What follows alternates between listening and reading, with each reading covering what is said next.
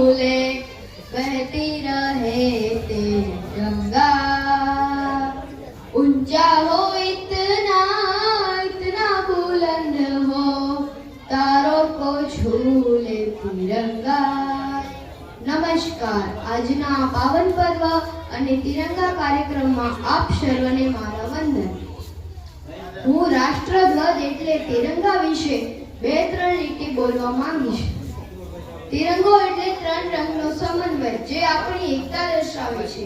સૌથી ઉપર કેસરી રંગ છે જે વીરતા, સાહસ અને બલિદાન સૂચવે છે।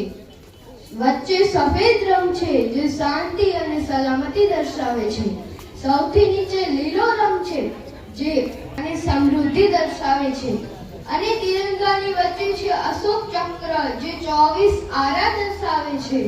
અશોક ચક્ર આપણને શીખવે છે સતત મહેનત કરવાનું, સતત આગળ વધવાનું, સતત નવું શીખવાનું અને દેશને આગળ લઈ જવાનું।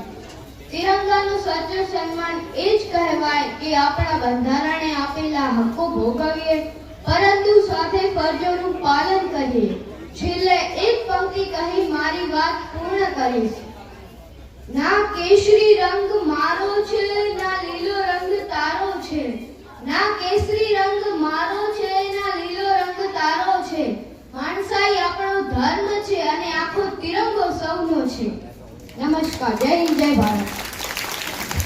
સરસ।